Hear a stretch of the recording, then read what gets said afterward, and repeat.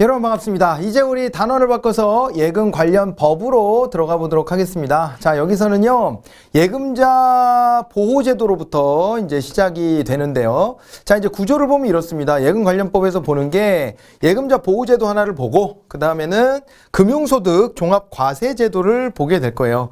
여기서는 이제, 우리 이제 세금 어떻게 계산해야 되는지 이런 것들까지가 다 나와서 여러분들이 상당히 힘들어하는 그런 단원이기는 합니다.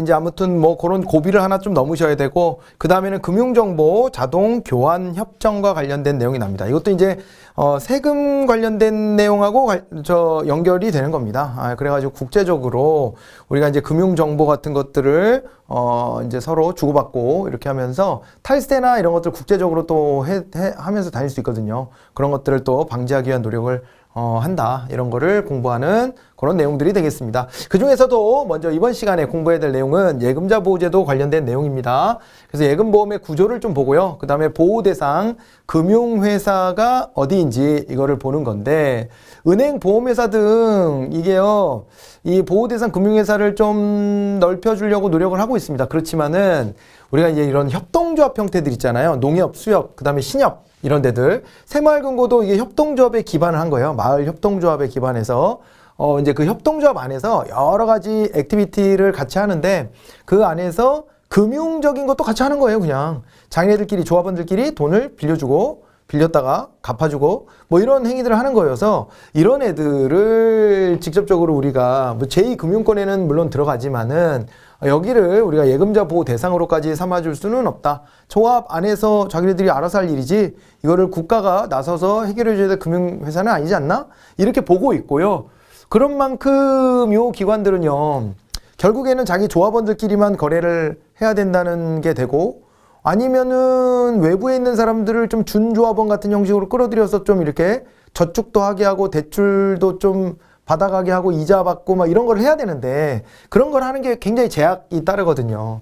그래서 여기들도 안 되겠다. 우리도 그러지 말고 우리 자체적으로 예금자 보호제도를 만들자. 이렇게 해서 운영을 하고 있답니다. 그래서 외부에 있는 사람들이 요런 이제 협동조합 형태의 이런 이제 기관들로 가서, 우리 상호금융기관들에 가서 여기에 가서 거래에 좀 끼기도 하고, 금융거래에 끼기도 하고, 그 다음에 또 조합원들끼리도 마찬가지입니다. 조합원들끼리도 자기가 예금을 맡겼는데 은행에 가면 예금자 보호가 되는데 자기네 협동조합 안에서는 예금자 보호가 안 돼. 그럼 여기 믿고 거래할 수 있겠습니까? 불안하죠. 그런 것들을 방지하기 위해서 아무튼 간에 여기가 자체적인 보장 제도들을 가지고 있다는 거, 그거를 좀 보셔야 돼요. 제외된다 그래서 그냥 여기는 예금 맡기고 불안하다, 여기 망하면 그냥 끝인가 보다, 이런 게 아닙니다. 그런 거 알아두셔야 되고. 근데 우체국은 뭐였어요 또? 그리고 우체국은요, 전액 국가가 보장한다, 그런 얘기를 했었습니다. 자, 그리고 이제 그렇다면 보호대상 금융회사를 봤다면 보호대상 금융상품에는 어떤 것들이 있는지, 또 비보호 금융상품이 무엇인지를 자연스럽게 걸러낼 수 있겠죠. 그런 것들을 확인해 보시면 되고, 그 다음에 보호한도인데 동일한 금융회사 내에 예금자 1인당 5천만 원까지로 되어 있습니다. 다만 올해 이거를 지금 상반기 때 1억으로 늘린다 했는데 약간 좀 전국이 어수선해서 그런지 강간무소식이네요. 근데 원래는 1억까지 늘린다는 게 확정적으로 발표가 됐었습니다. 그래서 이제 그런 것들과 관련해서 좀 기다려 보시면 좋을 것 같다. 이런 정도로 우리 공부해 나가도록 하겠습니다. 자, 예금보험의 구조를 보면요, 예금 지급불능 사태를 방지하는 겁니다. 즉, 예금을 맡아두었던, 수신을 했던 금융회사가 망해버리면, 그러면 예금에 대한 지급불능이 되는 거죠. 망했잖아. 샷다 내렸어. 그러면은 이거 뭐 있잖아요. 예금 못 갚아주잖아요. 그렇게 되면 거기다 예금 맡긴 고객들은요, 진짜 하늘이 무너지는 날벼락을 맞는 겁니다. 그렇기 때문에 이런 사태를 방지하기 위해서 예금자 보호제도가 필요하다라고 하는 부분이고요. 보험의 원리를 이용해서 예금자 보호를 하고 있다는 부분이에요. 보험의 원리를 이용해서 예금자 보호를 한다. 즉, 다시 말해서, 자, 보험의 원리를 이용했다는 얘기는 어떤 거가 되겠습니까? 여기 예금자 보호제도인데 예금자 보호법을 만들었고요. 그 다음에 예금자 보호기금을 만들고, 그 다음에 거기에서 이거 예금을 받고 있는, 수신을 하고 있는 금융회사들한테 강제 가입 형식으로 보험에 들게 하는 거예요. 그래서 평소에 보험료를 납부하게 하는 거죠. 그리고 그걸 가지고 기금을 만들어서 운영을 하다가 그러다 어떻게 하는 거예요? 만약에 진짜 어떤 금융회사가 부도가 나버려요. 그러면은 그 부도가 난 것에 대해서 거기다 예금을 맡긴 사람들이 공중에 붕 뜨잖아요. 그럴 때 모아뒀던 기금으로 보험금을 주듯이 5천만 원까지 보장을 해주는 겁니다. 지금 현재까지는. 자, 이제 그런 제도여서 보험의 원리를 이용해서 예금자 보호를 한다는 것을 알아두시면 되고요. 법에 의해서 운영되는 공적인, 국가가 나서서 하는 거니까 공적인 보험의 한 종류다라고 말할 수가 있습니다. 그러면서 이제 그 안에서 보호대상 금융회사와 보호대상 금융상품 보호 한도를 확인하시면 되는 거예요. 자, 본격적인 내용으로 들어가 보겠습니다. 예금 지급 불능 사태를 방지한다 그랬습니다. 금융회사가 영업정지나 파산 등으로 고객의 예금을 지급하지 못하게 될 경우 해당 예금자는 물론 전체 금융제도의 안정성에도 큰 타격을 입히게 됩니다. 이런 사태 방지를 위해서 우리나라에서는 예금자 보호법을 제정하고 고객들의 예금을 보호하는 예금보험제도를 실시하고 있다라고 하는 거예요. 보험의 형식으로 예금자를 보호해주고 있다. 어려운 얘기 없고요. 예금보험은 그 명칭에서 알 수 있듯이 동일한 종류의 위험을 가진 사람들이 평소에 기금을 적립하여 이랬습니다. 그죠? 기금을 적립해서 만약에 사고에 대비한다는 보험의 원리를 이용해서 예금자를 보호하는 제도다라고 하는 거예요. 충분히 설명된 것 같고요, 이미. 예금자 보호법에 의해 설립된, 자, 여기가 중요하죠. 예금보험공사가 있습니다. 국가가 운영하는 회사, 공사라고 얘기를 하죠. 공기업 형태로 해가지고 예금보험공사를 만들어서 이 예금보험공사가 공공기관 형태로 만들어져서 평소에 금융회사로부터 보험료를 받아 기금을 적립해요. 예금보험 기금이 있다 그랬죠? 그래서 요 기금을 적립한 후에 금융회사가 예금을 지급할 수 없게 되면 금융회사를 대신해서 예금을 지급한다. 그래서 예금보험금이 나가는 이런 형식을 취하게 됩니다. 평소에는 금융회사, 수신기관들로부터 어때요? 예금보험료를 징수하는 거죠. 그걸 가지고 적립해 놨다가 그걸 기금을 만들어서 굴리다가 그러다가 만약에 어떤 금융회사가 이제 예금 받은 거를 돌려줄 수 없게 되면 그러면은 이제 그때 그 금융회사를 대신해서 예금 보험금을 지급해 준다라고 봐두시면 되겠습니다. 자, 그래서 2019년도에 이치 이제 돌아가는 방식이 이렇게 시험에 나온 적이 있다는 걸 확인하시고요. 법에 의해 운영되는 공적보험이다 그랬습니다. 예금보험은 예금자를 보호하기 위한 목적으로 법에 의해 운영되는 공적보험이고 예금을 대신 지급할 재원이 금융회사가 납부한 예금보험료만으로 부족할 경우에는 예금보험공사가 직접 채권을 발행하기도 합니다. 그걸 예금보험기금 채권이라고 해요. 이름을. 그렇게 해가지고 돈을 더 충당해서 재원을 조성하기도 합니다. 국가가 나서서 이렇게 공적으로 보험제도를 운영하고 있다는 거예요. 자, 여기에 이제 보호대상 금융회사가 어디가 있느냐라는 것인데 은행 당연히 들어가고요. 보험회사 당연히 들어갑니다. 그 다음에 투자 매매업자 들어가고요. 투자 중개업자가 들어가요. 근데 여러분들이 조심하셔야 될 게 투자 금융상품을 이제 예금자 보호대상 상품으로 취급하지는 않습니다. 우리가 리스크를 끌어안고 투자를 한다는 얘기는 원금 보존이 안 된다는 걸 의미하는 것이에요. 원금 보존이 어차피 안 되는 거였기 때문에 그거에 대해서 예금자 보호 대상 상품으로 삼을 필요는 없어요. 그런데 왜 투자 매매업자나 투자 중개업자 들어오는 것이냐? 그것은요. 투자 매매업자, 투자 중개업자도 리스크를 끌어안는 투자 상품만 순수하게 한다라기보다는 그 안에서 다양한 상품들을 이제 취급하게 되거든요. 점점점 그 범주가 확장된단 말이에요. 그러다 보니까 이 안에서도 보호대상 금융상품들이 분명히 존재하는 거예요. 그래서 보호대상 금융회사의 범주에도 이런 애들까지 포함되어 있다. 이렇게 보시면 되겠고요. 종금사 들어와 있는데 우리나라 종금사 다 망했다 그랬죠. 외환위기, 97년도 외환위기 맞으면서 종금사들이 줄줄이 부도나고 그랬습니다. 근데 지금 현재는 우리 금융지주에서 운영하는 이제 종금사 하나만 남아있는데 그 종금사도 보호대상 금융회사로 해주고 있고요. 앞에서 우리가 CMA 얘기할 때에도 그랬었을 거예요. 종금사의 CMA는 증권사 CMA와 달리 예금자 보호대상 금융상품이다라고 해가지고 공부했던 내용도 기억이 나실 겁니다. 그랬고 그 다음에 또 상호저축은행들 도 여기 포함이 돼요. 그러니까 이게 그 앞에서 봤던 뭐 협동조합 형태들 말고요. 상호저축은행 있잖아요. 상호저축은행. 여기도 보호대상 금융회사로 들어와 있고요. 특수은행 중에서 우리가 이제 농협이라든가 수협 같은 거 여기도 보호대상 금융회사로 들어와 있습니다. 또 외국은행, 국내 지점들도 보호대상 금융회사로 들어와 있습니다. 자, 그렇게 되어 있고요. 비보호대상 금융회사가 어디냐 그랬는데 이거요. 아까 농수협, 지역조합, 신용협동조합, 새마을금고는 예금보험공사 보호대상 금융회사가 아닙니다. 그런데 여기는 관련 법률에 따른 자체 기금에 의해서 보호를 해주고 있다라고 하는 거 그렇게 알아두시면 되겠습니다.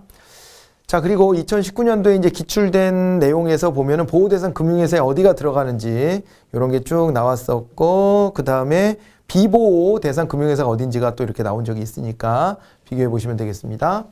우체국의 경우 예금보험공사의 보호대상 금융회사는 아닙니다. 그런데 국가 지급 책임이 이 우체국 예금보험에 관한 법률에 규정되어 있습니다. 그래서 보세요. 우체국 예금, 이자 포함해서 예금과 우체국 보험계약에 따른 보험금 등 전액에 대하여 국가에서 지급을 책임을 집니다. 이거 뭐 진짜 확실한 거예요. 여러분들이 이제 나중에 가서 우체국 금융과 관련된 영업행위를 한다라고 한다면은 그럴 때에 어떻게 해야 돼요? 이게 전액 보장이 된다는 거, 그런 것들을 어필할 수 있는 아주 최고의 포인트입니다. 그죠? 안정성이 진짜 왔답니다. 왔다. 나라가 망하기 전에는 이건 무조건 보장됩니다. 라고 할 수 있는 부분이죠. 자, 보호대상 금융상품으로 넘어가 봅니다. 예금보험공사는 예금보험 가입금융회사가 취급하는 예금 등만을 보호한다. 이렇게 돼 있어요. 예금 등이라고 했습니다. 여기는 이제 보호대상인데, 근데 보호 안 해주는 게 어떤 거냐면요. 모든 예금, 금융상품 보호대상 예금 등에 해당하지는 않아요. 특히 투자 상품은요. 상품은 제외하는 것이 원칙이다. 이렇게 봐주시면 되겠습니다. 투자 상품은요. 원금 손실을 끌어안고 하는 투자이기 때문에 요거는 이제 제외가 될 수 있다라고 봐두시면 되겠습니다. 자, 그래서 여기 보시면요. 투자 신탁 상품과 같이 운용 실적이 좋은 경우에는 큰 수익을 올릴 수 있지만 운용 실적이 나쁜 경우에는 원금 손실도 발생할 수 있는 실적 배당형 상품은 보호 대상 금융 상품에서 제외한다는 거. 요거를 분명히 알아두시면 되겠고요. 그다음에 이 문장 좀 헷갈려 하시는데 별건 아니고요. 정부가 예금 맡긴 거 그것도 예금자 보호해 줘야 되냐? 그럴 필요는 없다. 이거는 우리 일반 국민들 보호해 주려고 하는 것이지 무슨 정부 예금 그리고 5천만 원 그거 보호해 줘서 뭐 합니까? 정부가 돈이 굴러다니는 돈이 얼만데. 그러니까 정부 빠집니다. 지자체도 빠집니다. 지자체, 국공립학교 다 빠집니다. 여기는 보호 대상이 아닙니다. 예, 그리고 한국은행 빠집니다. 금융감독원 빠지고요. 여기가 예금을 어디다 맡겼다 그래서 예금자 보호를 우리 금융감독원도 예금자 보호를 받고 싶어요. 이게 아니라는 거예요. 빠지는 거고 예금보험공사 스스로 여기가 이제 이 예금자 보호제도를 운영하는 회사 아닙니까? 그런데 자기네도 돈이 있을 거 아니에요. 그 돈을 예금해 놓고 이걸 예금자 보호 대상으로 삼는다. 이것도 좀 이상하다. 이게 빠지고 부보금융회사의 예금 그랬습니다. 그러니까 아까 우리 이제 보호 대상 금융회사들이 있었잖아요. 그 회사들도 자기네 예금이 있을 거예요. 근데 그거를 보호 대상으로 넣어야 되냐? 국민은행이 자기네가 맡긴 예금을 보호 대상으로 삼는다. 이거 좀 웃기다는 거예요. 그래서 이 부보금융회사라는 게 결국에는 이 보호를 해주는 요 금융회사들을 말하는 거예요. 예금자 보호 대상인 금융회사들을 말하는 건데 여기들이 다 이제 이 보호 대상에서 다 제외가 되는 것으로 이렇게 봐두시면 됩니다. 여기들까지 보호해 주려고 하는 게 아니에요.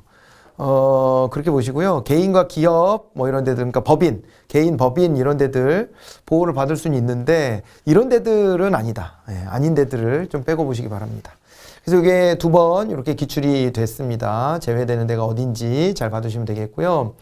보호금융상품을 보겠습니다. 여기 이제 은행의 보호금융상품입니다. 요거를 여러분들이 보면 표로 우리 교재에 쭉 다 쓰여있는데 되게 복잡해 보여요.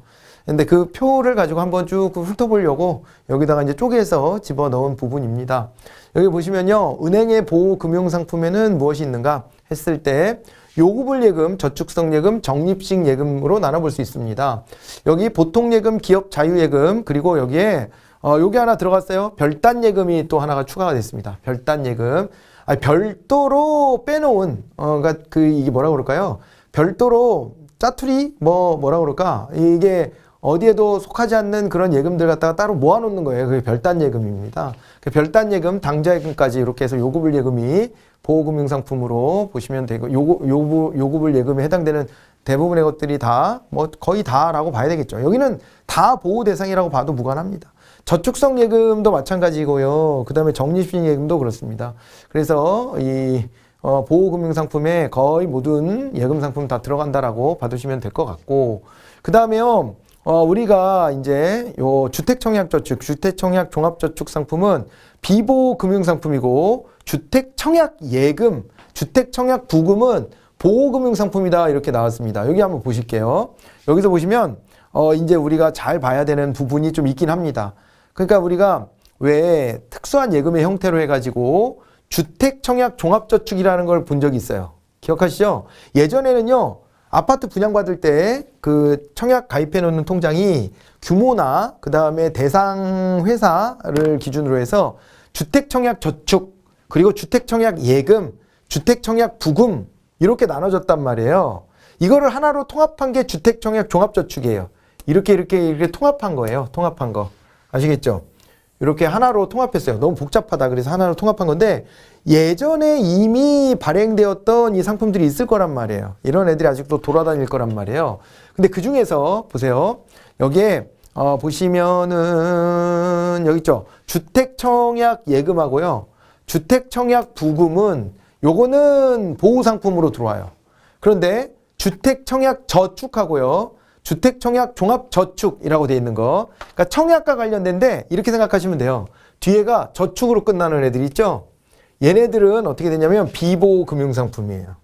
그걸 좀 알아두시기 바랍니다. 이런 예외들이 있기 때문에 그런 거에 좀 우리가 유념해서 공부를 좀 하셔야 돼요. 자, 뒤에서 좀 이따가 다시 한번 보도록 하고요. 보호금융상품에 또 은행의 보호금융상품 외화예금도 보호가 되고 그 다음에 예금 보호 대상 금융상품으로 운용되는 확정기여형 퇴직연금 제도가 있습니다.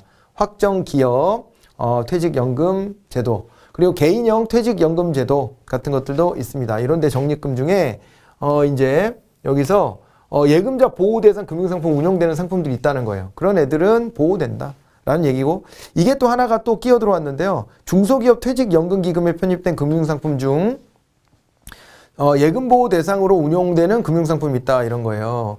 그러니까 중소기업들의 퇴직연금 기금을 만들어 놨다는 거죠. 퇴직연금에 대한 기금을 만들어 놨어 중소기업. 이런 데가 좀 열악하잖아요. 그러니까 이런 거를 운영하고 있는데 이럴 때 여기에 편입된 금융상품 중에서 예금보호 대상으로 운용되는 금융상품들이다 라고 해가지고 확정기여형 개인형 퇴직연금 제도 및 중소기업 퇴직연금 기금 편입 금융상품 중 이제 예금보호 대상으로 운용되는 금융상품 합산해서 5천만 원까지 별도 보호하고 사고보험금과 연금저축은 각각 5천만 원 한도로 별도 보호한다 이렇게 보시면 되겠습니다.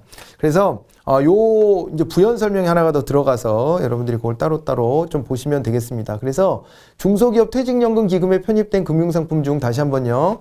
예금보호 대상으로 운용되는 금융상품이 있습니다. 예금보호 대상으로 운용되는 금융상품.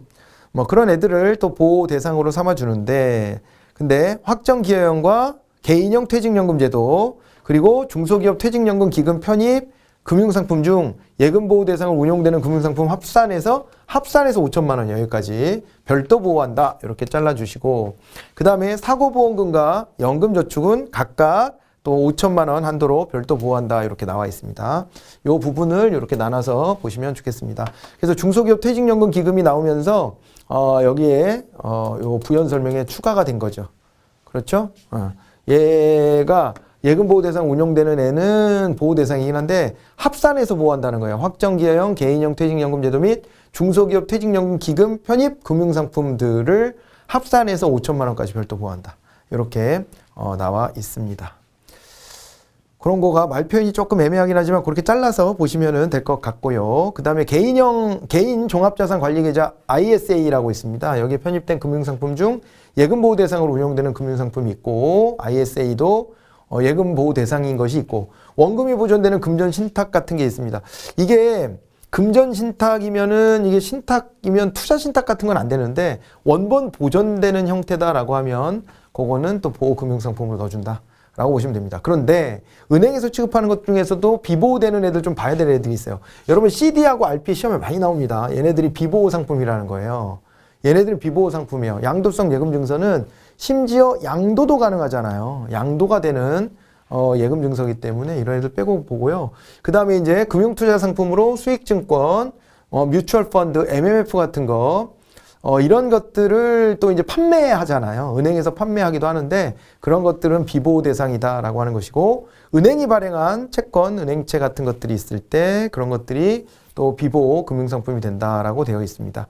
또 주택청약저축 여기 나왔네요. 주택청약저축, 주택청약종합저축 같은 거는 비보호 대상인데 주택도시기금에 의해서 정부가 별도로 관리한다라고 되어 있습니다. 이거는 그냥 단지 근데 비보호 금융상품이긴 한데 주택도시기금에 의해서 정부가 별도로 관리하기 때문에 또 그렇게 의심할 건 아니다. 이렇게 보시면 됩니다.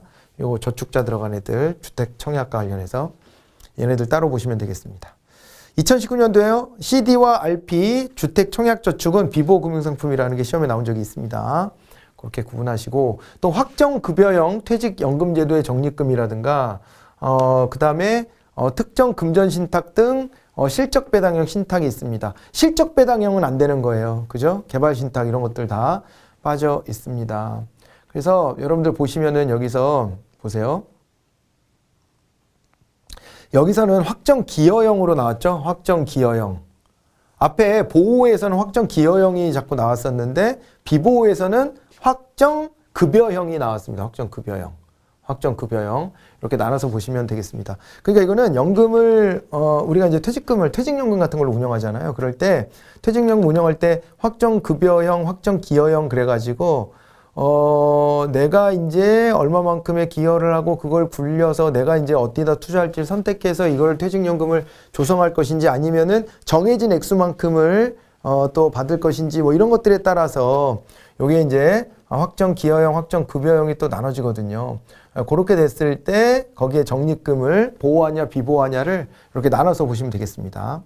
자, 이제 그렇게 봤고요. 그 다음에 정부, 지방자치단체, 한국은행, 금감원, 예금보험공사, 부보금융회사 예금은 보호 대상에 제외한다는 것도 시험에 나왔던 거 다시 한번 확인하시기 바랍니다. 이번에는요, 이거 이제 새롭게 2025년 교재에 이 부분도 이제 표에 들어왔는데 투자 매매업자와 투자 중개업자의 보호 상품과 보호하지 않는 상품, 요거를 또 나눠놓고 있습니다. 여기서 이제 보호금융상품에는 증권의 매수 등에 사용되지 않고 고객 계좌에 현금으로 남아있는 금액 이렇게 되어 있습니다. 그러니까 투자에 쓰이면 안 돼요. 투자에 쓰이면은 그게 있잖아요. 실적 배당이 되면은 그거는 보호 대상 상품이 안 돼요. 근데 이게 증권사 계좌를 열고 거기에서 일부를 덜어다가 투자하는 거거든요. 아직 투자에 안 쓴 돈이 남아있단 말이에요. 그래서 고객 계좌 현금으로 남아있는 금액 같은 거는 보호 금융 상품이 된다. 이렇게 봐두시면 되겠습니다. 자, 이렇게 되고요. 그리고 여기도 확정 기여형 나왔죠. 그죠? 네, 그런 것들이 있고 ISA에서도 예금자 보호 대상인 거 이런 게 나와 있고 원본 보전 금전신탁 나와 있고 거의 이제 비슷한 것들이 좀 겹쳐 있습니다. 그런데 여기 보면 자기신용 대주 담보금 이랬습니다. 그죠? 그리고 신용거래 계좌 설정 보증금 신용공여 담보금. 그래서 여기는 중요한 게 뭐냐면요. 자기가 어떤 그 신용거래 같은 거를 할 때 보증금이나 담보금으로 걸어놓은 돈이 있어요. 보증금이나 담보금. 이런 애들은 보호 대상이다. 이렇게 보시면 되는 거예요. 됐죠? 증권금융회사가 자본시장과 금융투자에 관한 법률에 따라 예탁받은 금전 이런 게 또 있습니다. 증권금융사가 예탁받은 금전이 있습니다. 근데 이 법과 관련해서 좀 봐야 되는 거긴 하지만 이런 것들이 좀 열거되어 있는 걸 한번 확인해 보시면 되고요. 비보호는요. 이런 금융투자 상품들은 무조건 비보호예요. 그래야 됩니다. 예, 그래서 여기 보면은 이제 청약자의 예수금이 있습니다. 예수금들, 재세금, 예수금, 유통금융 대주 담보금 이런 게 있는데 유통금융 대주 담보금은 또 비보호 금융상품이에요. 예, 그래서 이런 것들은 특별히 보호할 필요가 없다라고 판단하면 이렇게 나오는 거예요. RP도 들어가 있고 금현물거래 예탁금, 확정급여형 또 여기 나왔죠. 확정급여형 퇴직연금제도 적립금. 급여형 쪽은 비보호 금융상품들로 나오고 있습니다. 레버카운트 나왔고요. 그 다음에 ELS나 ELB도 있네요. 그리고 이제 ELW 해서 주식 워런트 증권이라고 해서 이런 것들까지 다 이제 표시가 되어 있는데 투자성이 들어가 있는 애들은 안 되는 거예요. 그런 것들 열거한 겁니다. 이렇게 살펴보시면 되고요. 그 다음에 CMA인데 증권사의 종합자산관리계좌는 안 된다 그랬죠. 종금사의 종합자산관리계좌는 보호상품이지만 요렇게 CMA 중에서도 증권사 건은 비보호다 그렇게 얘기를 했고 증권사 발행채권 여기도 안 됩니다. 은행 발행채권 안 됐던 것처럼 여기 증권사 발행채권도 비보호가 되어 있습니다. 그 다음에 증권금융회사에 예탁되어 있는 금전 여기도 나왔고 그리고 또 이제 증권금융회사에 예탁되어 있는 금전인데 요게 이제 이 법 조항이 조금 달라요. 예, 법 조항이 좀 다르고 거기까지 쫓아 들어가면서 우리가 공부할 필요까지는 없어요, 사실은. 근데 궁금하시면 한번 찾아보시는 노력을 하시는 것도 나쁘지 않습니다. 한번 읽어보시면 되고, 종합금융투자사업자 발행 어음 같은 것도 이런 것도 빠져 있습니다. 자, 그리고요, 보험회사 쪽으로 가면 개인이 가입한 보험은 보호금융상품이에요. 퇴직보험하고 변액보험 계약의 특약입니다. 특약 여기는. 이걸 중요하게 봐야 돼요. 개인이 가입한 보험 계약하고요.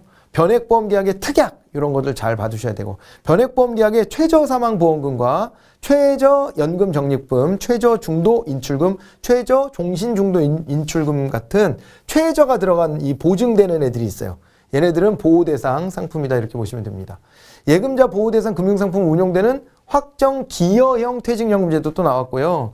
그 다음에 또 개인형 퇴직연금제도 적립금도 들어와 있고, 이것도 똑같이 들어와 있어요. 은행에서 말했던 것처럼 중소기업 퇴직연금 기금에 편입된 금융상품 중 예금보호대상 운용되는 거를 이 보험회사도 취급할 수 있습니다. 뒤에 내용 똑같아요. 한번 읽어보시면 되겠고요. 그 다음에 개인 종합자산관리계좌에 편입되어 있는 금융상품 중 보호대상 상품, 이거 ISA를 보험에서도 취급하는 거고, 보험사가 원본이 보존되는 금전신탁 같은 것도 여기에 또 똑같이 들어와 있습니다. 이런 걸 확인하시면 되고요. 비보호에서 보면요, 자 보세요. 요거 아까 개인이 보험계약을 했을 때는 보호인데 법인이 보험계약을 체결했을 때는 비보호예요. 보증보험도 비보호고요, 재보험도 비보호고요.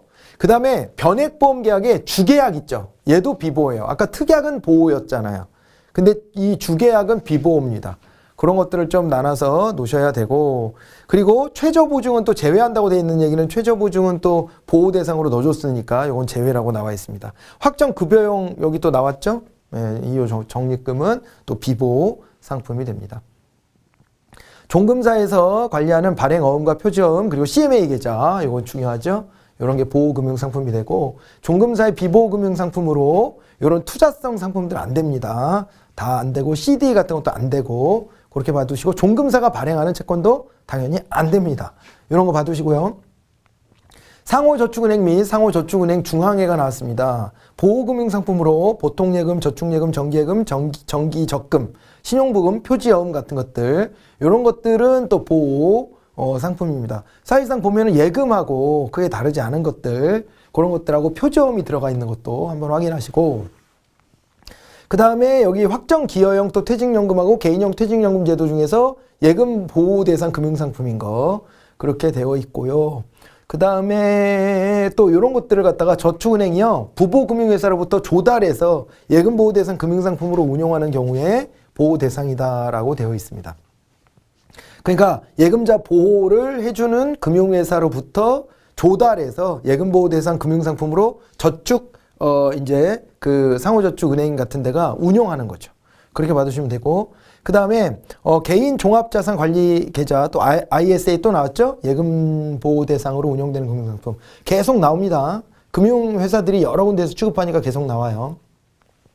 그 다음에 상호저축은행 중앙회 발행 자기합수표 같은 거도 자기합수표니까 이거 현금하고 거의 비슷하게 취급해주면서 보호금융상품으로 들어와 있습니다. 그런데 저축은행 발행 채권 안 되고요. 그 다음에 확정급여형, 급여형이죠. 또 확정급여형 퇴직연금제도 적립금 안 됩니다. 이런 거 봐두시면 되고요. 이렇게 해서 우리가 쭉 해서 보호대상 금융상품들을 받고, 보호한도 설정인데 예금에 일정액만 보호해주죠. 전액을 해주는 건 우체국만 그래요. 나머지는 일정액까지 5천만 원 얘기하잖아요. 1인당 5천만 원입니다. 이자 포함해가지고 한 금융기관에서 1인당 5천만 원까지 해요. 그래서 여기 보면은 종류별 지점별이 아니에요. 그게 아니고 동일한 금융회사 내에서 예금자 1인이 보호받을 수 있는 총금액이 5천만 원까지예요. 1억으로 늘어날 예정이지만 아직은 5천만 원. 이렇게 됩니다. 지금 강의하는 순간까지는 5천만 원이에요. 그래서 이게 종류별, 지점별 보호금액이 아닙니다. 예금 다 합치고, 지점들 다 합치고 해서 한 금융회사에서 최대 5천만 원까지 해요. 왜냐하면 그 이상은 좀 분산 투자 좀 하지. 분산해서 예금도 하고. 그러지 그랬어. 투자는 보호 대상이 아니니까 투자라는 말은 좀 안 어울린다면 분산해서 좀 예치를 해놓지 그랬어 라는 거예요. 본인도 판단한 거잖아요. 그랬기 때문에 본인 판단에 대한 책임 부분도 남겨놓는 개념이라고 생각하시면 됩니다. 그래서 이 부분 2023년도에 이게 예금자 1인이 한 금융기관에서 받을 수 있는 총액이 5천만 원이다 라고 하는 거, 요게 이제 시험에 나왔었습니다. 예금자 1인은요, 개인뿐만 아니라 법인도 된다 그랬죠. 법인의 예금도 보호 대상입니다. 그 다음에, 그러니까 보험에서는 법인이 계약자가 돼 있는 경우에는, 예금자 보호가 안 됐지만은, 예금에서는 법인도 대상이 되고요. 예금의 지급이 정지되거나 파산한 금융회사의 예금자가, 이제 해당 금융회사에 대출이 있는 경우에는 예금에서 대출금을 먼저 상환하고, 상기하고 남은 예금으로, 남은 예금을 기준으로 보호를 해줍니다. 그러니까 파산한 금융회사에 예금도 있고 대출도 있었으면 퉁쳐야죠, 이거. 퉁쳐야지 5천만 원까지 무조건 다 해주는 건 아니다. 이렇게 봐두시면 되겠습니다. 보호한도의 변경입니다. 요게 한시적으로 외환위기 때 예금 전액을 보장해 준 적도 있지만은 지금 우리가 5천만 원으로 해가지고 아직까지는 유지되고 있다. 뭐 그런 얘기가 되고요. 그 다음에 이게 퇴직연금제도 예금자 보호제도가 나왔는데 확정기여형 퇴직연금제도하고 개인퇴직연금제도 적립금인데 이걸 합하여 여기 이제 두 가지 요거를 이제 합하여 가입자 1인당 최고 5천만 원까지 다른 예금과 별도로 보호한다라고 되어 있었고, 예. 그래가지고 앞에 다시 한번 가봐요. 자, 여기 우리 부연 설명 하나 늘어났던 거 보시면 돼요. 어떤 거냐면은 앞에 갔을 때 얘죠. 자, 가봅시다. 우리 보험회사에서도 있으니까 보험회사에서 볼게요. 여기서 보시면 보험회사에서 여기 지금 확정기여형 개인형 퇴직연금제도에다가 뭐가 또 포함됐냐면 중소기업 퇴직연금 기금 편입금융상품이라고 그랬어요. 여기까지 포함해서 예금자 보호 대상으로 운영되는 금융상품 합산해서 5천만 원까지 별도 보호. 이거 다시 한번 기억해 보세요. 됐죠? 그 내용으로 해서 연결해서 공부하시면 되겠습니다. 됐죠? 자, 그 다음에 또 2023년 10월 17일부터 그래서 그 내용이 여기에 붙어 있는 거예요. 중소기업 퇴직연금 기금의 적립금, 그리고 보험계약의 사고보험금 및 연금저축도 각각 1인당 5천만 원까지 다른 예금과 별도로 보고를 해주는데 얘는 어디로 가서 붙었어요? 얘는 여기 가서 붙었잖아요. 지금 여기랑 합쳐서 한다고 앞에서 나와 있었죠. 그런 것들을 가지고 공부를 하시면 되는 거예요.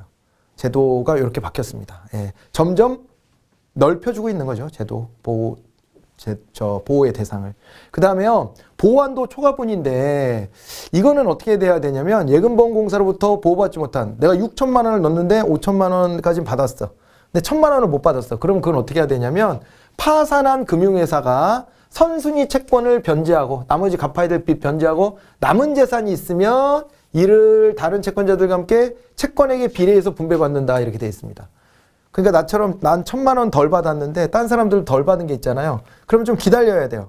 이 파산한 금융회사가 다른 빚 갚고 남은 돈이 있으면 그거 갖고 우리가 비율에 맞춰서 조금씩 쪼개갖는 거예요. 마치 주식회사 망했을 때 주주들이 채권 다 갚아주고 남은 자녀 재산으로 비율에 맞춰서 나눠 가진 것처럼 비슷하게 이렇게 운영이 된다는 거, 그런 거를 봐두시면 되겠습니다.